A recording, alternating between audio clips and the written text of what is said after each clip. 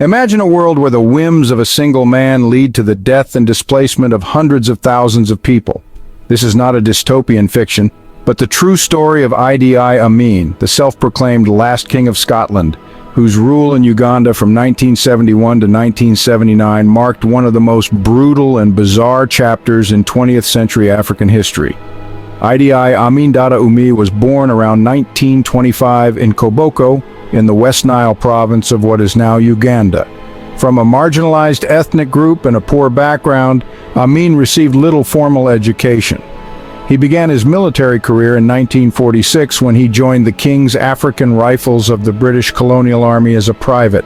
Amin quickly rose through the ranks thanks to his imposing physical presence and perceived loyalty to the colonial powers. By 1966, he had become one of only 2 Ugandan commissioned officers in the army.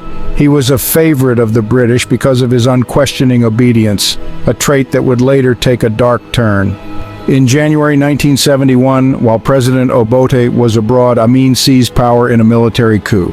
What followed was a reign of terror that would shock the world. Amin's rule was marked by gross human rights abuses, political repression, and corruption. He purged the army of Obote loyalists and conducted brutal campaigns against certain ethnic and political groups. Perhaps the most notorious act of his rule came in 1972 when he ordered the expulsion of all Asians from Uganda. Within 90 days, about 70,000 people, mostly of Indian and Pakistani origin, were forced to leave the country, their businesses and properties confiscated. Amin's eccentricities, which included awarding himself numerous grandiose titles and regularly changing his military uniforms, masked a brutal dictator whose actions led to an estimated 300,000 deaths. His unpredictable behavior, often teetering on the edge of sanity, kept the nation and the international community on constant alert. In 1979, Amin was ousted by Tanzanian forces and Ugandan exiles. He fled first to Libya, then to Saudi Arabia, where he lived in exile until his death in 2003. Despite calls for his extradition, Amin never faced charges for his actions.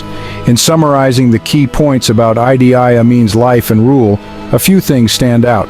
First, his rise to power, facilitated by colonial powers, highlights the dangers of unchecked authority and obedience.